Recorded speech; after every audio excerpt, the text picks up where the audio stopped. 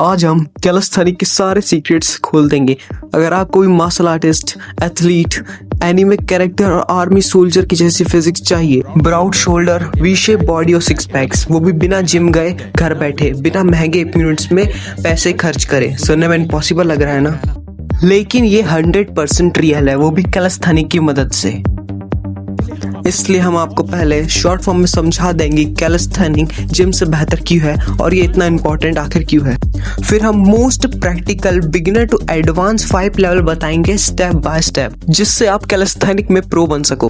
फिर most important 90 days का transformation हम आपको बताएंगे, जिससे आप वो बॉडी अचीव कर पाएंगे जो आपको चाहिए। लेकिन उसके लिए आपके क्लियर बेटर अंडरस्टैंडिंग के लिए ये शॉर्ट में समझ लेते हैं कि कैलिस्थेनिक्स क्यों और कैसे जिम से बेहतर है और ये इतना इम्पोर्टेंट आखिर है क्यों।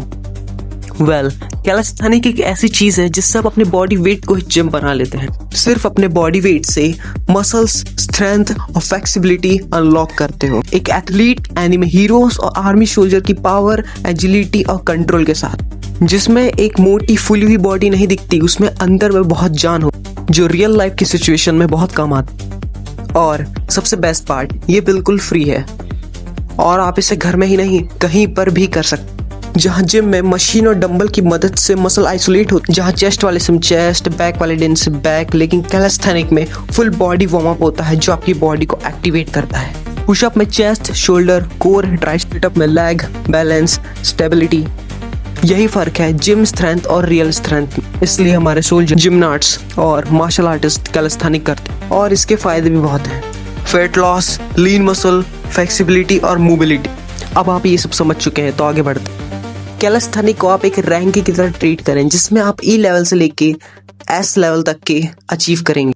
लेवल 1 ई लेवल फाउंडेशन मूव्स, ये बिल्कुल बेसिक फॉर्म्स है। अगर आप इनको सही तरीके से नहीं कर सकते तो आप अगले लेवल तक नहीं पहुंच सकते।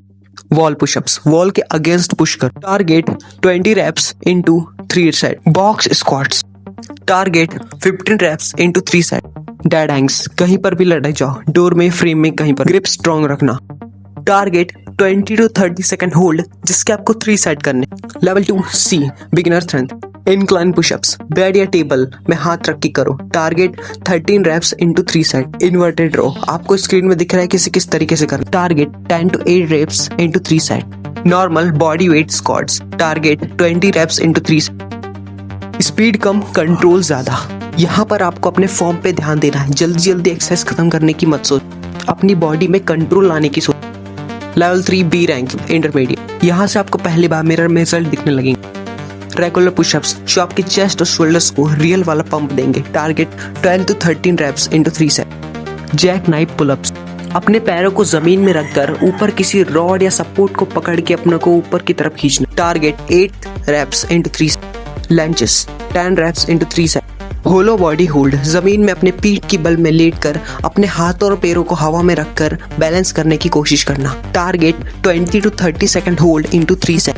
यहाँ से ही आपके एब्स चमकना शुरू हो जाएंगे। Level 4 A rank advance control, यहाँ से आपकी स्ट्रेंथ और एस्थेटिक्स दोनों ही फॉर्म में आने लगे। Dip on chair bench, triceps और चेस्ट डेवलप्ड होंगे, target 10 reps into 3 set. Pull up negative, ऊपर की तरफ जाओ और धीरे से नीचे आओ, आपको कंट्रोल में फोकस करना है, target 6 to 8 reps into 3 set. Pistol squats, 1 leg squat, साथ में किसी चेयर या बेड का सपोर्ट लेके कर सकते, target 5 reps each leg into 3 set. यहाँ पर आपको थोड़े से पेशेंस रखना पड़ेगा, यहाँ पे प्रोग्रेस थोड़ी स्लो हो। Level 5 S rank God mode, अगर गॉड मोड जानना है तो कमेंट करें पार्ट 2।